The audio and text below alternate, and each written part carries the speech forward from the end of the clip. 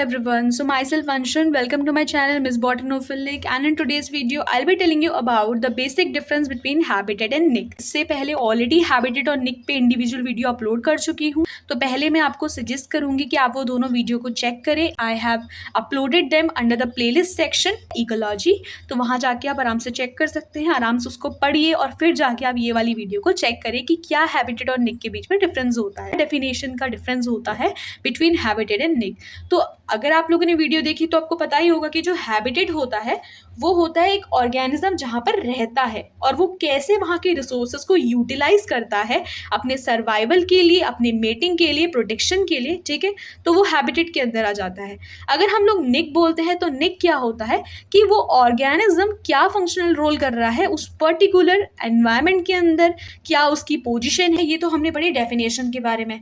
तो डेफिनेशन क्या लिखी? Environment where an organism lives and utilise resources for food, survival, mating and protection. Where niche is the functional role and the position of an organism in its environment. हम पढ़ लेते हैं composition. अब मैं पहली वाली वीडियो से आपको बोलते आ रही थी कि हैबिटेट क्या होता है जहाँ पे एक से ज़्यादा ऑर्गेनिज्म रहते हैं, मतलब बहुत सारी स्पीसीज को वहाँ पे इंपॉर्टेंस दी जाती है. लेकिन निक वो होता है जहाँ पे एक सिंगल ऑर्गेनिज्म को क्या दी जाती है, इंपॉर्टेंस दी जाती है. तो जो कंपोजिशन की अगर हम लोग बात करते हैं तो हैबिटेट क्या होता है कि वहाँ पे मोर देन वन निक होता है, एक से ज़्यादा निक वहाँ पे प्रेजेंट रह सकते हैं. मतलब एक से ज़्यादा स्पीसीज, इनडायरेक्टली ये बोलने की कोशिश कर रहा है कि यहाँ पे मोर देन वन स्पीसीज इंटरेक्ट हो सकती है. ठीक है, सो कंपोजिशन क्या हो जाता है कि habitat have more than one niche and the niche क्या हो जाता है, it is a unit itself. ये खुद में ही एक यूनिट है और इसके आगे जाके कोई भी कंपोनेंट नहीं होते हैं. मतलब निक में एक से ज़्यादा स्पीसीज आपको देखने को मिलेगी ही नहीं. अगली चीज़ यहाँ पे आ जाती है कि क्या रिप्रेजेंट करते हैं. एक कंफ्यूजन सा होता है कि हैबिटेट और निक में क्या डिफरेंस होता है. ये पॉइंट आपके आस ज़्यादा डिफरेंस को वहीं पर क्लियर कर देगा कि हैबिटेट एक ऑर्गेनिज्म का एड्रेस होता है. ठीक है, और जो निक होता है वो उसका प्रोफेशन या फिर ऑक्यूपेशन बताता है. लाइक एक स्टूडेंट है, वो स्टूडेंट का एड्रेस है कि वो यहाँ रहता है, तो वो बता रहा है कि उसका हैबिटेट किधर है. उसका ऑक्यूपेशन क्या है कि वो पार्ट टाइम जॉब करता है, साथ ही साथ वो अपना स्टूडेंट भी है, अपना एजुकेशन पूरा करता है, तो वो उसका प्रोफेशन या फिर ऑक्यूपेशन है. Right, next what we have is specificity.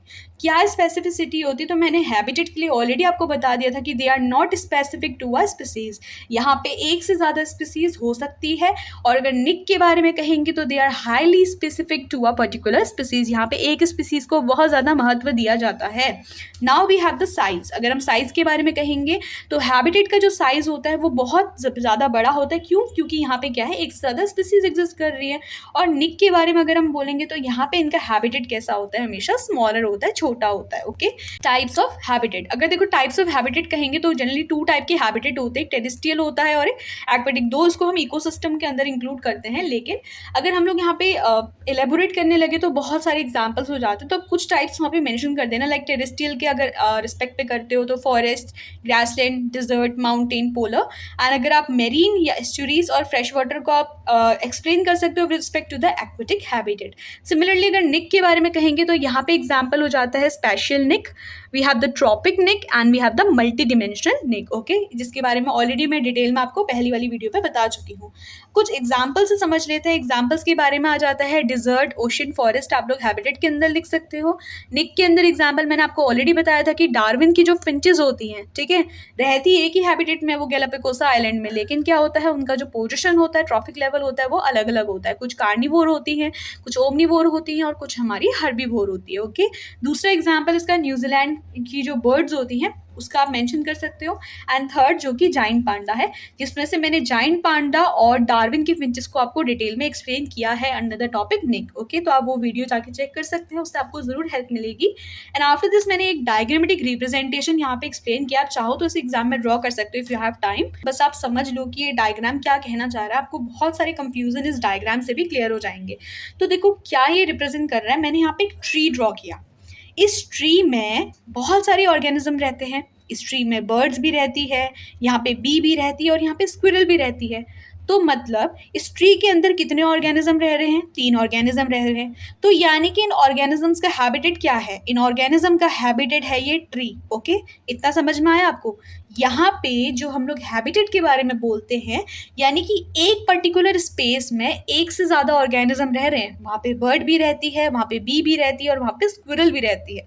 अगर हम लोग निक के थ्रू उसको एक्सप्लेन करते हैं, तो देखो निक में क्या हो रहा है, ये बर्ड जो है अभी अपना अपना रोल प्ले कर रहे हैं अपने अकॉर्डिंग। जो बर्ड है उसका काम क्या है, वो एग प्रोड्यूस कर रहे हैं, एग प्रोडक्शन कर रहे हैं, साथ ही साथ क्या कर रहे हैं, वो अपने ऑफस्प्रिंग्स जो भी हैं उनके, उनको यहाँ पे क्या कर रहे हैं, अपनी पॉपुलेशन को बढ़ा रहे हैं। ठीक है, तो बर्ड्स का काम सिंपल सा है कि वो एग को प्रोडक्शन कर रहे हैं, और इसके बाद और भी रोल हो सकते हैं कि कुछ बर्ड्स जो होती हैं उनके जो एग्स होते हैं उसको खाया जाता है। ठीक है, तो वहाँ से एग का प्रोडक्शन अलग चले जाता है।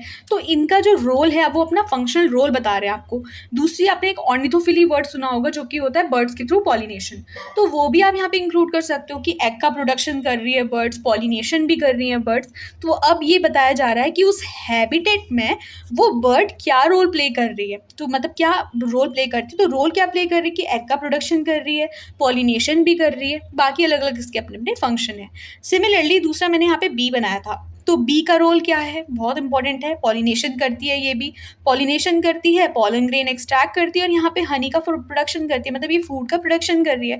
इस हनी को फिर हम लोग अपने वेलफेयर के लिए यूज़ करते हैं। ओके, लास्ट जो मैंने यहाँ पे स्क्विरल ड्रॉ करी थी, स्क्विरल क्या करती है, उसका काम होता है कि वो ग्रेन खाती है, तो वो इनडायरेक्टली क्या करती है, सीड जर्मिनेशन कर रही है कि एक्सक्रीटा जो होता है ऑर्गेनिजम्स का, वहाँ पे जो सीड होती है अगर वो सॉइल के साथ मिक्स हो जाती है तो उस पर जो सीड्स होती है वो वाटर का एब्जॉर्प्शन करने के बाद एक प्लांट में जर्मिनेट हो जाती है।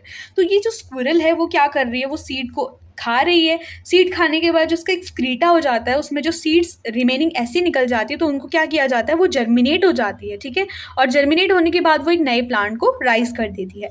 तो यहाँ पे स्क्विरल का क्या फंक्शन है, जर्मिनेशन ऑफ सीड। बीज का क्या फंक्शन है, पॉलिनेशन। बर्ड्स का क्या फंक्शन है, एग प्रोडक्शन। सिमिलरली हम यहाँ पे बोल सकते हैं पॉलिनेशन। ठीक है, तो ये चीज़ थी कि 3 ऑर्गेनिज्म एक हैबिटेट पे रहते थे। ये था कि उस हैबिटेट में इन ऑर्गेनिज्म का क्या काम था, ये निक के अंदर आ जाता है। ठीक है, तो आई होप कि आप लोग का एक डाउट क्लियर हुआ होगा बिटवीन हैबिटेट एंड निक। तो अगर आपका एग्जाम में आता है difference between niche and habitat, तो आप जो पॉइंट रिस्पेक्टिव मैंने ऊपर समझाए थे आप उसके थ्रू एक्सप्लेन कर सकते हो। And most important, don't forget to write this example.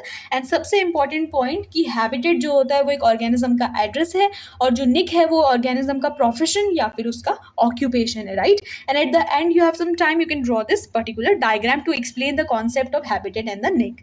So these are the only notes under the topic, the difference between the habitat and the nick. If the video is helpful, then please like, share and subscribe. Thank you.